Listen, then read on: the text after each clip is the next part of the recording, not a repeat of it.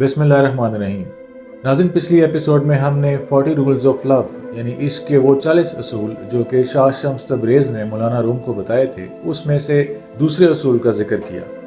आज हम आपको उस तीसरे असूल के बारे में बताएंगे जो उन्होंने मौलाना रूम को सिखाया। जब शम्स तबरेज़ सफ़र करते हुए बगदाद की एक दरगाह में पहुंचे तो इस दरगाह के मालिक एक सूफी बुजुर्ग जिनका नाम बाबा ज़मान था, उन्होंने शम्स तबरेज़ से पूछा कि आखिर वो कौन सी बात है जो आपको हमारे दर तक ले आई, आपने कोई ख्वाब देखा था? शम्स तबरेज़ ने जवाब दिया कि नहीं, ये ख्वाब नहीं, एक विजन था जिसे मैंने जागती आंखों से देखा, जैसे मैंने ये जगह देखी हो और मुझे तो ख्वाब आते ही नहीं। तो बाबा ज़मान ने कहा कि ये कैसे हो सकता है, ख्वाब तो सबको आते हैं, हो सकता है आप भूल जाते हो।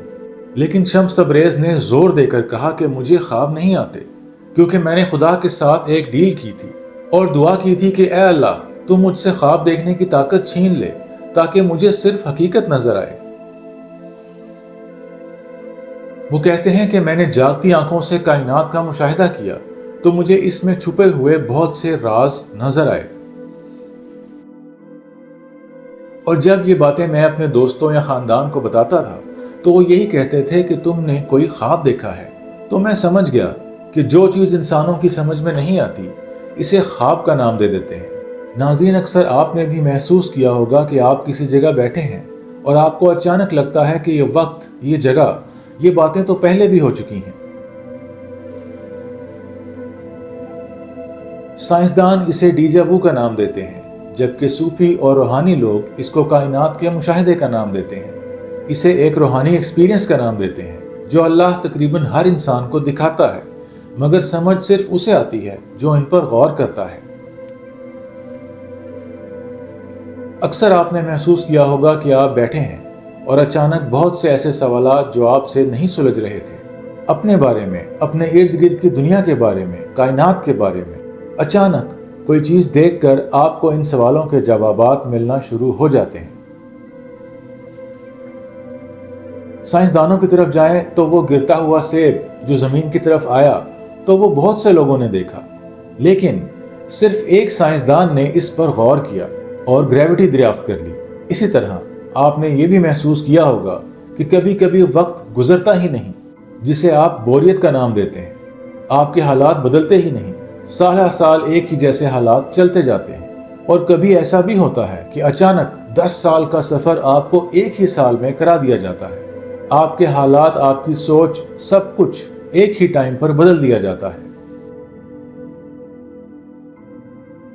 यहां यह भी याद रखें कि वक्त की कैद तो हमारी इंसानी दुनिया के अंदर है, इस रैल्म के अंदर है।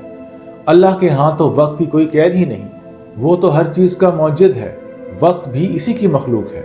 तो वो चाहे तो आपके लिए वक्त को सुकेड़ के आपके सामने ले आए, चाहे तो इतना लंबा कर दे कि आपसे टाइम भी ना गुजरे। इसी तरह आपको महसूस हुआ होगा कि आपने जो ख्वाब देखा है वो ख्वाब नहीं बल्कि बिल्कुल हकीकत लगती थी।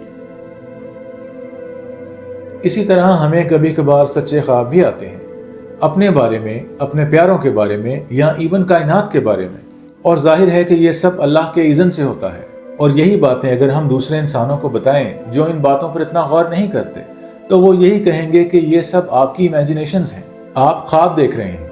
और इसी तरह आपके लिए आपके अपने ख्यालात और ख्वाब बेमायनी हो जाते हैं, या वो कुछ ऐसा गलत आपको बता देते हैं जिसकी वजह से आप परेशान हो जाते हैं। इसीलिए कहा गया है कि अपने ख्वाब हर किसी को नहीं बताते।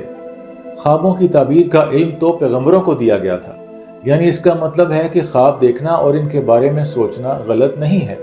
तो डीजा वो भी शायद यही है कि अल्लाह ताला वक्त को सुकेड़ के कभी आपको आगे के हालात का एक मुशाहिदा कराता है और कभी गुजरे हुए वाकयात का जिनसे आप सबक सीखते हैं। तो इश्क के 40 असूलों में से तीसरा असूल जो शम्स ने बताया वो ये है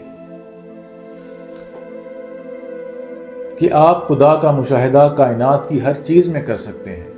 वो सिर्फ मस्जिद, मंदिर या गिरजाघरों में नहीं है।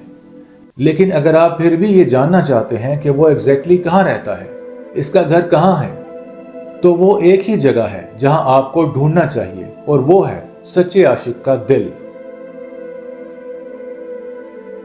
اور کوئی انسان خدا کو دیکھنے کے بعد زندہ نہ رہ سکا، اور کوئی انسان خدا کو دیکھنے کے بعد مر نہ سکا۔ ناظرین، اس اصول کے بارے میں کچھ دوسرے صوفیہ کی رائے جاننے سے پہلے ہم اس کو سمجھنے کی کوشش کرتے ہیں۔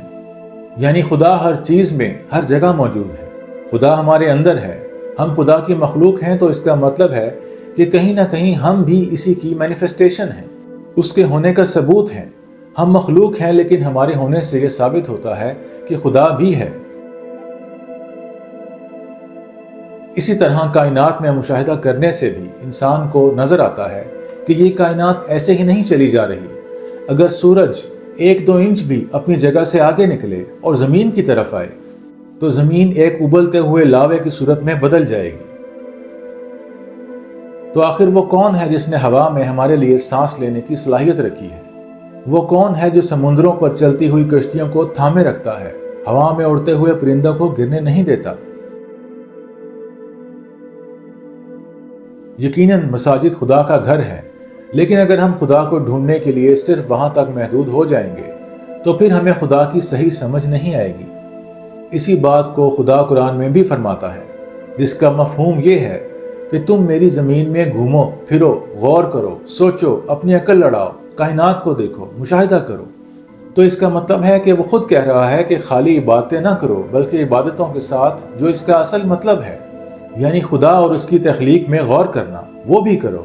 اور پھر شمس تبریز کہتے ہیں کہ اگر تمہیں کائنات کے مشاہدے سے، مساجد میں، مندروں میں، عبادت گاہوں میں جانے سے بھی خدا نہیں ملتا، اور تمہیں خدا کے اصل گھر کی تلاش ہے، تو اس کو ایک ایسے عاشق کے دل میں تلاش کرو جس کا عشق سچا ہے۔ ناظرین، جہاں پر آ کر اکثر ہم پھنس جاتے ہیں اور عشق حقیقی اور عشق مجازی کی بحث میں پڑ جاتے ہیں۔ بات یہ ہے کہ عشق چاہے حقیقی ہو یا مجازی ہو، عشق چاہے بلے شاہ کا ہو یا ہیر وارث کا، اس میں جو نوٹ کرنے کی بات ہے وہ اصل میں یہ ہے کہ پیار، محبت اور عشق کا مطلب ہے دل کا نرم ہونا۔ بلے شاہ کہتے ہیں، بلے نو عشق نے کیر لیا اور رب دے رنگ وچ رنگیا، اپنا آپ گواہ بیٹھا ہے، دنیا تو ہے تنگ گیا۔ عشق نہ پوچھے ذات قبیلہ، عشق نہ دیکھے مذہب دار، جس دل میں اتر جائے او ہو جاوے رب دا یار۔ اب جس کا دل نرم ہوگا وہی اللہ اور اس کی مخلوق سے محبت کرے گا، وہی اپنے دل کو بدلے گا۔ اگر اس میں ظلم ہے، زیادتی ہے، حسد ہے، بغض ہے، دشمنی ہے، تو وہ اپنے آپ کو چینج کرنے کی کوشش کرے گا، اور جیسے جیسے وہ اپنے آپ کو چینج کرے گا وہ خود ہی خدا کے قریب ہوتا جائے گا۔ خدا کبھی بھی مصروف دل پر نہیں اترتا جس میں جگہ ہی نہ ہو۔ خدا پہلے آپ کے دل کو صاف کرتا ہے، بالکل ایسے جیسے کسی بادشاہ نے کوئی نئی بستی بسانی ہو تو پہلے وہ اس پرانی بستی کو اجاڑتا ہے اور پھر وہاں پر نئی بستی بساتا ہے، اور خدا تو اپنے ساتھ کسی اور کو برداشت بھی نہیں کرتا۔ تو خوش قسمت ہوتے ہیں وہ لوگ جن کے دل ٹوٹتے ہیں کسی بھی وجہ سے اور کسی کی بھی وجہ سے، کیونکہ جب دل ٹوٹتا ہے اور ہر کوئی نکل جاتا ہے اس دل سے تو پھر خدا خود اترتا ہے۔ اور یہ جو شمس نے کہا کہ جس نے خدا کو دیکھ لیا وہ زندہ نہ رہا، اور جس نے خدا کو دیکھ لیا وہ مر ہی نہیں سکتا، اس کا اگر ہم لٹرل میننگ لیں تو یہ سمجھ آتی ہے کہ ظاہر ہے کہ جب ہم اس دنیا سے چلے جائیں گے تو ہم خدا کو دیکھ لیں گے، اور جب ہم دوسری دنیا میں جا کر خدا کو دیکھ لیں گے اور ہمارے اعمال اچھے ہوں گے تو ہم وہاں ہمیشہ کی زندگی پائیں گے اور کبھی نہیں مریں گے۔ لیکن اس کا اصل مطلب جو صوفیہ نے بیان کیا ہے اور جو ان کی مراد ہے وہ یہ ہے کہ جو اپنے دل کو خدا کے لیے پاک کرتا ہے ان ساری برائیوں سے، جیسے حسد، بغض، کینہ، نفرت، جلن وغیرہ، تو جب انسان اپنے دل کو ان چیزوں سے پاک کرتا ہے تو بیسیکلی وہ اپنے اندر موجود اس پرانے سڑے ہوئے دل کو اٹھا کر باہر پھینک دیتا ہے، جس سے اس کا پرانا کریکٹر مر جاتا ہے اور پھر اس کے اندر خدا اترتا ہے اور اس کو ایک نئی زندگی ملتی ہے جس میں عشق، محبت، نرمی، روحانیت، خدا پر بھروسہ ہوتا ہے۔ اس طرح اس کا ایک نیا کریکٹر جنم لیتا ہے۔ ناظرین، ابن عربی یہ کہتے ہیں کہ کوئی ایسی جگہ نہیں جہاں خدا نہ ہو، ہر چیز، ہر انسان، ہر لمحہ خدا کے وجود کو ثابت کر رہا ہے۔ ابن عربی تو یہاں تک گئے کہ انہوں نے کہا کہ کریشن کریٹر سے سیپریٹ نہیں ہے، یعنی مخلوق اپنے خالق سے الگ نہیں ہے، لیکن بحیثیت مسلمان ہم اس چیز پر یقین رکھتے ہیں کہ خدا خالق ہے اور باقی سب کچھ اس کی مخلوق ہے۔ ابن عربی نے ایک بڑی خوبصورت بات کہی جس سے شمس تبریز کی اس بات کی توثیق ہوتی ہے کہ خدا کا اصل گھر دل ہے۔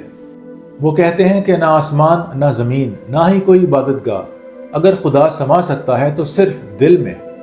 ناظرین آپ دیکھیں تو قرآن جیسی عظیم اور بھاری چیز بھی پیغمبر کے دل پر اتاری گئی۔ اور اگین جیسے پچھلی ایک ساتھ میں آپ کو بتایا کہ اللہ تعالیٰ نے قرآن میں متعدد جگہ ذکر کیا ہے کہ میں نے ان کے دلوں پر مہر لگا دی، یعنی کافروں کے دلوں پر مہر لگا دی، تو نہ وہ سوچ سکتے ہیں نہ سمجھ سکتے ہیں۔ پھر ابن عربی بھی شمس کی طرح کہتے ہیں کہ جو اپنے آپ کو خدا کے حوالے کر دے اور اس کی خاطر اپنے دل کو آلائشوں سے پاک کر دے تو پھر وہ خدا کے قریب ہو جاتا ہے اور زندگی کے ہر پہلو میں، اچھائی میں، برائی میں، غمی میں، خوشی میں، ہر جگہ اس کو خدا اپنے ساتھ ملتا ہے۔ تو ایسے انسان کو پتہ ہوتا ہے کہ موت بھی اصل میں خدا سے فائنلی ملنے کا دروازہ ہے۔ تو ایسے انسان کو مرا ہوا انسان نہیں کہا جا سکتا، وہ تو اس دنیا میں بھی امر ہو جاتا ہے، اور اس کے بعد جب وہ موت کے دروازے سے داخل ہو کر خدا تک پہنچتا ہے تو وہاں تو ہمیشہ کی زندگی موجود ہوتی ہے۔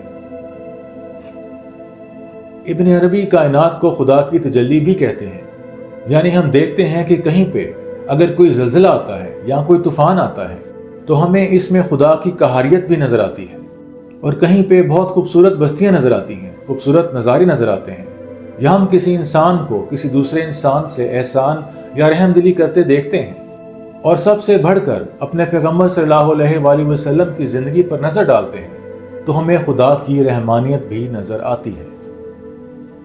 ناظرین بلے شاہ فرماتے ہیں، بلا عشق ہے اصل حقیقت، باقی سب فسانے نے، جیڑا عشق دا پیالہ پی لے وے اور رب دے نال ٹھہرے نے۔ شکریہ۔